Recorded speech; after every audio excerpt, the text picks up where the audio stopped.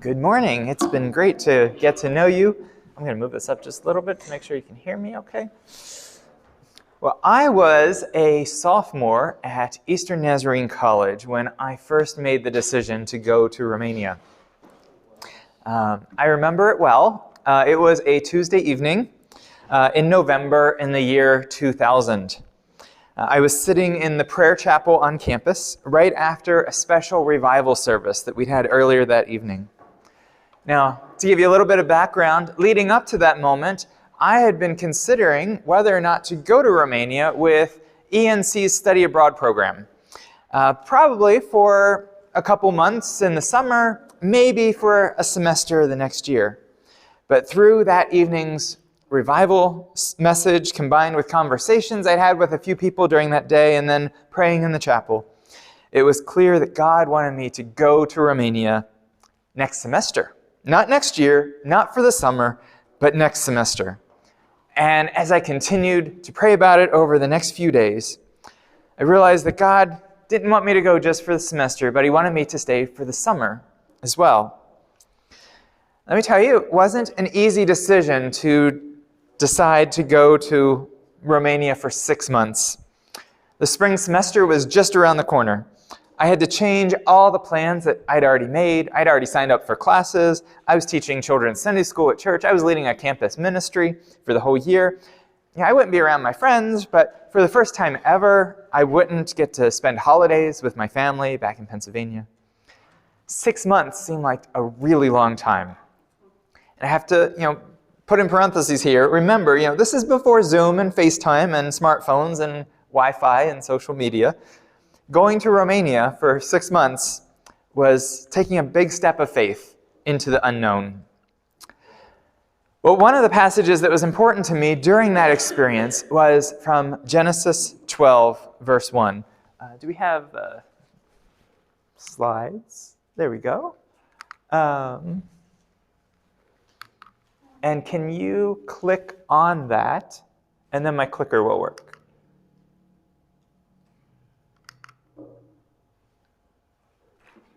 There we go. All right, there we go. One of the passages that was important to me when I was in Romania was Genesis 12:1, where the Lord says to Abram, "Go from your country, your people, and your father's household to the land that I will show you." This is the beginning of Abram's story. He's not Abraham yet. This was before he was promised descendants like the stars in the sky and sand on the shore. It's before he was promised a land to inherit. It was before God made a covenant with Abraham. It was before he was promised a son through his wife Sarah. It all started here with the command to go. Go, leave what is familiar and set out for the unfamiliar. Recently, as I've been reading through the Bible, I've been paying attention to the word go. Specifically, when God tells His people to go somewhere and to do something. You know how many times God tells someone to go in the Bible? It's a lot. You're probably familiar with some of the more exciting moments. Genesis 12:1, God tells Abram to go. Jump ahead to Exodus chapter 3, where Moses encounters God at the burning bush, and what does God say? Go to Pharaoh. I'm sending you to Pharaoh. I'm going to do something great through you, Moses, but first you need to go. And then there's Isaiah's vision of the heavenly throne room and of seraphim praising God. And Isaiah hears the voice of the Lord saying, "Whom shall I send? Who will go for us?" And Isaiah says, "Here I am. Send me." And God says, "Well, go and tell this people." And then He gives Isaiah the message that he is to share with the people. Going to Romania as a college student, it felt a little bit like Abram or Moses or Isaiah in the sense that I felt like God was asking me to do something really big. But let me tell you something that I've learned along the way. As I've been studying these passages with the word go, God often promises in these passages to be with His people as they follow Him. In Genesis 46, God tells Jacob, "Do not be afraid to go down to Egypt. I will go down to Egypt with you." And after the death of Moses, the Lord comes to Joshua and he tells him to lead the Israelites into the promised land. And he says, do not be afraid, do not be discouraged, for the Lord your God will be with you wherever you go.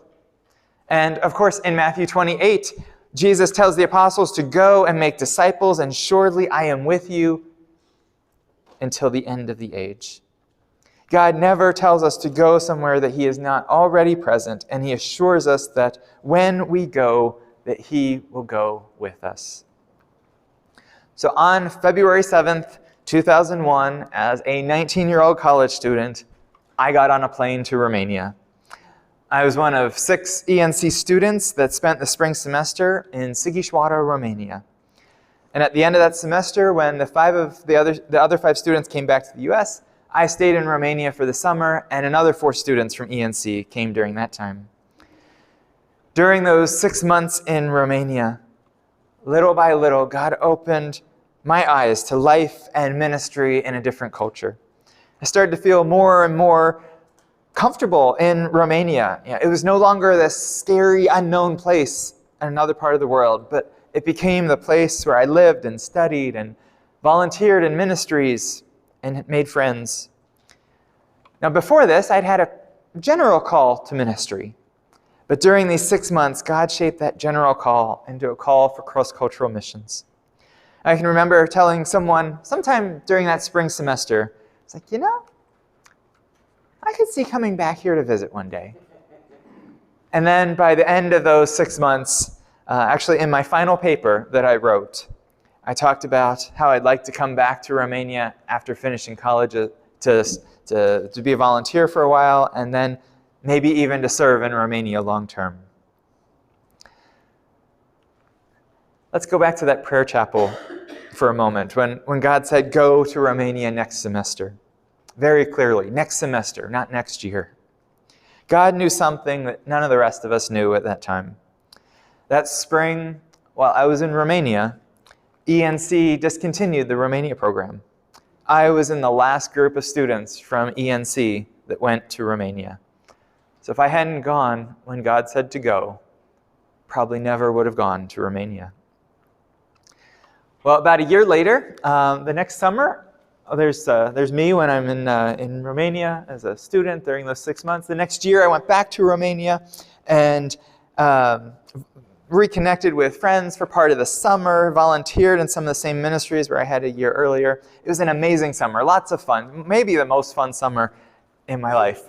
And that really confirmed to me that God wanted me to move ahead with my plans to spend a year there as a volunteer after graduating from college. So after I graduated from college, I went back. I spent a year there as a volunteer Nazarene missionary. Would have loved to have stayed a lot longer, but I realized that there was so much I didn't know about ministry. God was calling me to be better equipped. I had to go to seminary. So moved here to Kansas City, went to seminary, was here in the Kansas City area for 5 years. And then God opened the door for me to go back to Romania long term. And so that's what I've been doing for the last 16 and a half years. From time to time, God has led me to leave one role and to go on to another role. From leading discipleship ministries to working with literature translation to coordinating our theological education program and setting up our library. And now for the last 4.5 years, serving as district superintendent.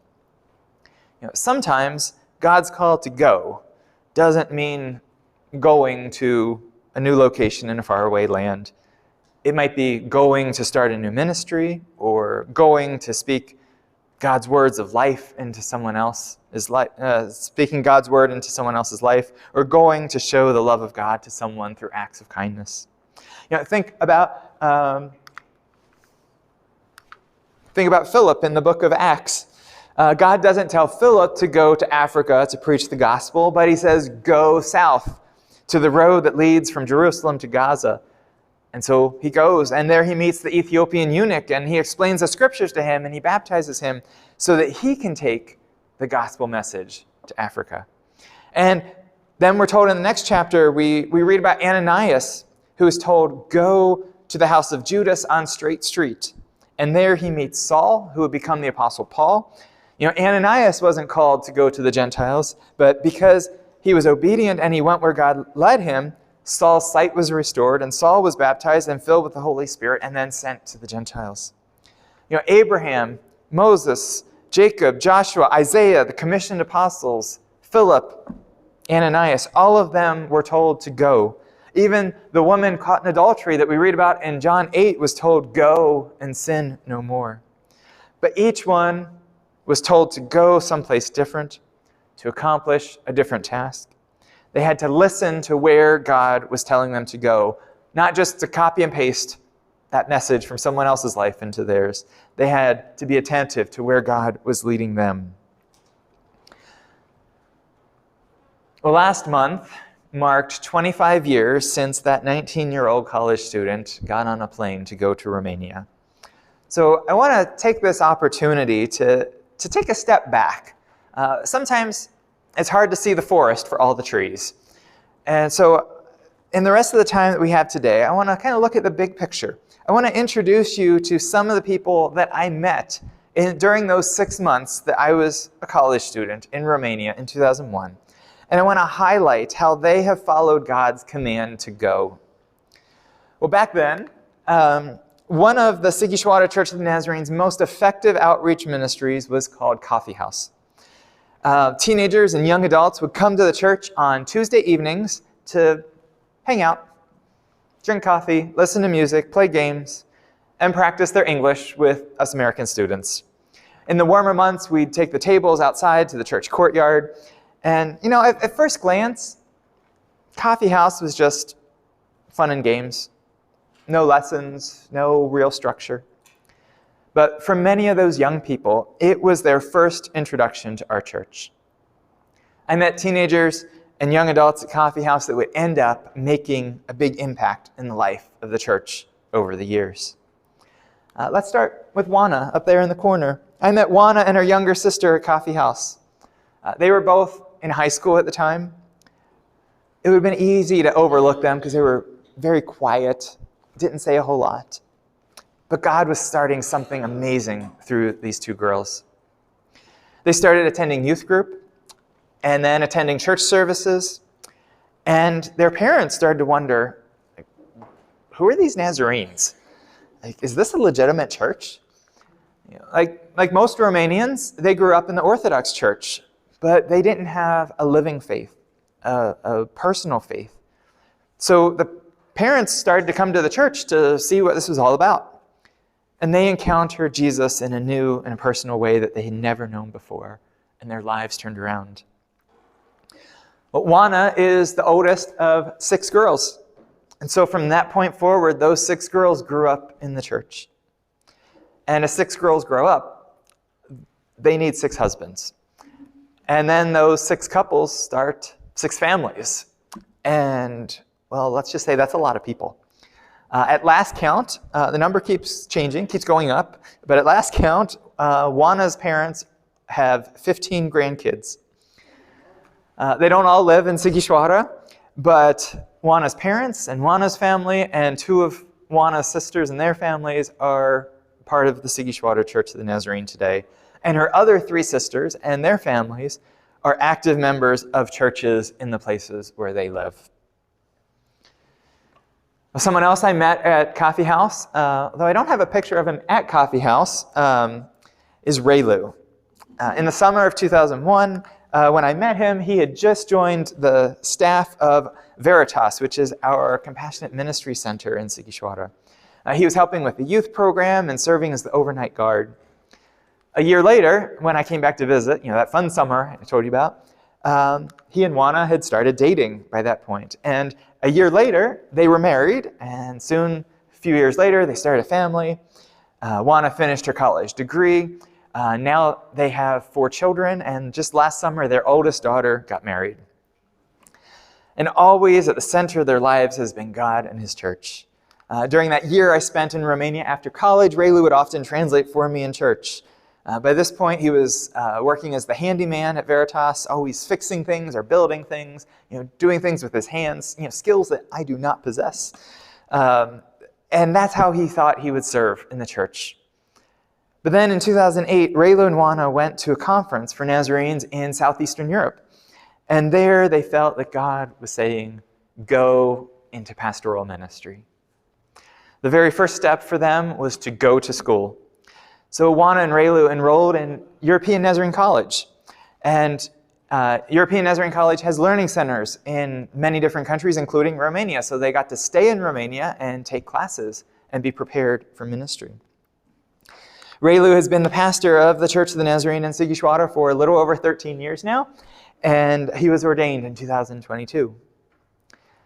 Then about 3 years ago, God answered a prayer that Raylo has been praying ever since he became a Christian over 20 years earlier. Raylo's mom became a Christian, and he got to baptize her. It was a really special moment. And then a few months later, she's being baptized, and a few weeks later, she joined the church. And, well, if you've been counting, that's about 19 people that I've alluded to so far, adults and children, who are currently attending the Church of the Nazarene in Sighișoara, who are all related to Raylo and Juana. But I promise there are other people besides this one extended family. Let me tell you about Marius. That's Marius and his wife on the right, also joining the church when Raylo's mom joined the church. But Marius' story with the church begins a long time ago. Let's go back to Coffee House. That's Marius there in the center on the bottom photo there. But Marius actually began attending kids club at the church. That's a picture of him from 1997 at the church as a teenager. When Marius got married, Raylo and Juana were at his wedding, supporting him and his bride. Marius has been part of the church's men's group, and whenever there's a call to help, Marius is there to help, whether it's replacing the church roof or unloading the truck of supplies when we were hosting Ukrainian refugees. Marius attends the church with his family. Here they are lighting the Advent candle this past December. And Marius' wife and daughter join Raylo and Juana's son and daughter leading the worship on Sunday mornings. And Marius' wife has 2 sisters, and each of them are married and have children, and their families attend the church in Sighișoara. This past November was the Eurasia Regional Conference, a big event with over 800 Nazarenes from all over Europe and the Middle East and Central and South Asia. A few days after the registration deadline, Marius called Raylo and he said, "I have to go to the conference. God wants me to go." So we were able to pull a few strings, made sure that Marius was able to attend. This is our group of Romanians from at the regional conference. And there's Marius right there in the center. So glad that he got to go. And so grateful afterwards. And I know God has been working in his life. And I'm really anxious to see what God is leading Marius to do next. Well, when I went to Romania as a student, I lived with a Romanian host family. And I lived with them, in fact, each of those times that I went back from 2001 to 2004, and I'm still pretty close to them. Just a few years before I had met them, my host brothers had started attending Coffee House and other youth activities at the church.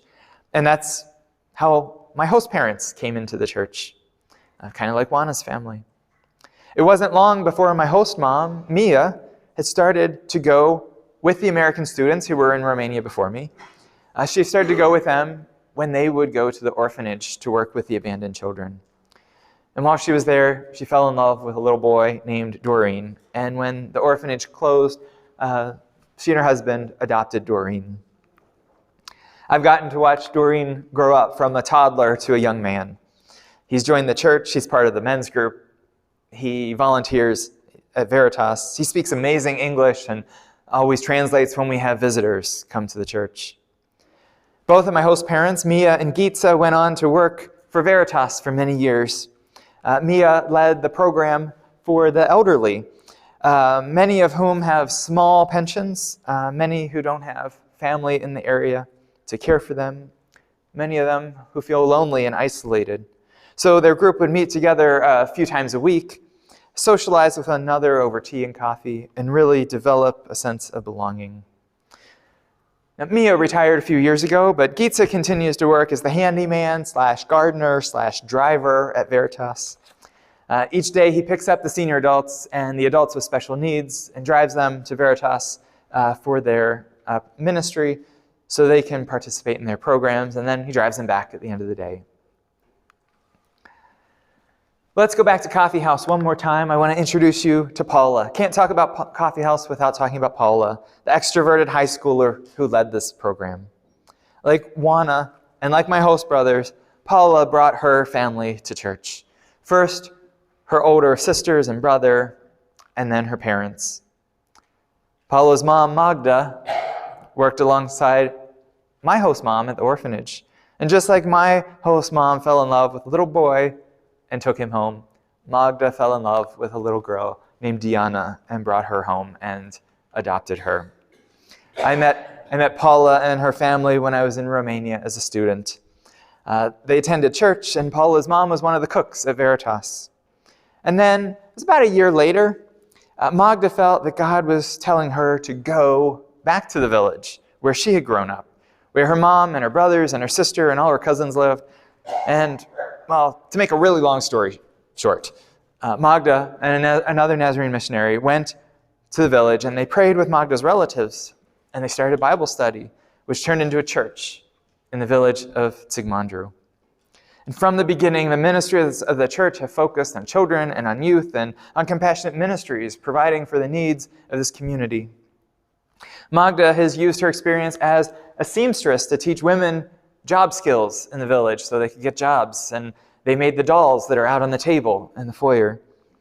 Magda used her experience and her love of gardening to plant greenhouses and gardens on the church property. Sound familiar? To care for people in the community. Magda used her experience, and they used the food to feed the children at the church. Magda used her experience as a mother of 5 children to meet with young moms in the village and teach them parenting skills. And Magda did all of this while taking classes through European Nazarene College and working toward ordination. In 2021, Magda finished her studies along with her son and her daughter-in-law and her daughter. Magda's ordained now, and Magda serves as the pastor of the Zsigmondrau Church of the Nazarene. Paula and her husband are Nazarene pastors here in the U.S., and Paula is on the faculty of European Nazarene College, training the next generation of Romanian leaders and other leaders from Europe. And Paula's brother and sister-in-law are ordained ministers serving in the Church of the Nazarene. Here's a picture of the 3 ordained women in this family serving communion in the Zsigmondrau Church. And Paula's adopted sister, Diana, is gifted musically, and she leads the worship every week in the Zsigmondrau Church. It's really amazing to see how God has worked in this family. And that's not even mentioning Paula's other sisters and brothers-in-law and cousins and aunts and uncles who are part of the extended ministry of the Zsigmondrau Church. That's a lot that can happen through teenagers attending Coffee House 25 years ago. Juana, Relu, Marius, my host brothers, and Paula. Don't underestimate the importance of youth group and youth activities and college students. Even when there's no curriculum, like Coffee House, there's still a lot that God is doing that we might not see for years to come. Well, there's one more story that I want to share with you, and this one's a little different because it didn't take place in Sighișoara. It took place in Bucharest. As a college student, I spent most of my time in Sighișoara, but there were 2 or 3 occasions that I would take the 5-hour trip down to Bucharest. And while I was there, I met some of the church people down there, including Christy and his wife, Monica, and their family. When I met Christy, he was the financial administrator for our NCM organization. But a few years later, the Church of the Nazarene in Bucharest needed a new pastor. Now, Christy had taken a few theological education courses, and he volunteered with our NCM program at the geriatric hospital in Bucharest. So he was at the top of the candidate list. But Christy's first reaction was, No, I'm an introvert. I do the behind-the-scenes finance work. But God said, go. Go into this new area of ministry, and I will be with you, Christy. Well, long story short, this past fall, the church celebrated 20 years of Christy being their pastor. This is Christy and Monica now. I see in the bulletin Monica will be here in just a few weeks. Monica's story is a little different. When I met them, Monica was the head nurse at a private medical clinic called the Open Door Foundation in Bucharest. She continued to work there until the doctors retired, and then she was faced with a big decision. What to do next? She started looking at options. There was no longer the same need for a private medical clinic in Bucharest as there had been 20 years earlier when it had started. So Monica started talking with people, and through these conversations with different organizations, with government officials, it led her to realize the need for an organization to fight human trafficking. It was clear that God was saying go. So she sold the clinic, purchased a house to be converted into a shelter, started learning all she could about human trafficking. She wasn't an expert, but she saw a need and she responded. She hired staff, social workers, psychologists, lawyers, security guards. Today, the Open Door Foundation operates an emergency shelter and an 18-month residential program, as well as transition houses for women and their children who have been trafficked. They also provide non-residential assistance for women and men and minors who have been trafficked. They teach life skills, they fight legal battles, and they're intentional about empowering these individuals and restoring dignity and demonstrating the love of God by connecting them with the local church.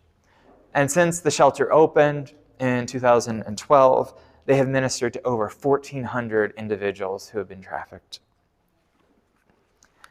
Well, these stories that I've shared today, this is what I have experienced firsthand over these 25 years in Romania. But during these last 25 years, I've also seen how you, churches of the Nazarene, congregations here in the U.S., have been engaging in global missions. Because you have given to the World Evangelism Fund, you have supported missionaries serving in Romania during these 25 years. Some who have been completely supported by the World Evangelism Fund, others like me who are partially supported by it and benefit by the denominational infrastructure that we have. Because you give to the World Evangelism Fund, you've also funded literature projects that we have, like translating the Nazarene Manual, Nazarene Essentials, so we can talk about what we are, who we are, and what we believe as Nazarenes, as well as other resources.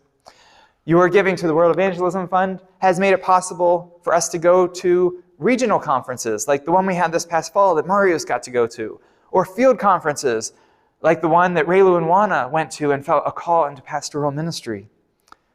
You've been part of that by your giving. By giving to World Evangelism Fund, you funded theological education so we can offer courses in Romania. So our pastors, Christy and Magda and Raylu and others have been able to be equipped for ministry. You've given to Alabaster. All three of our churches in Romania have benefited from Alabaster funds in these last 25 years, either for construction or to purchase a property. We've had work and witness teams come to Romania. Anyone look familiar up there?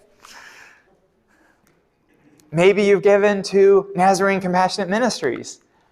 Over the last 10 years in Europe, we've had 2 refugee crises, the Syrian refugee crisis, followed by the Ukrainian refugee crisis. Maybe you sponsor a child in Romania through Nazarene Compassionate Ministries to provide hot meals.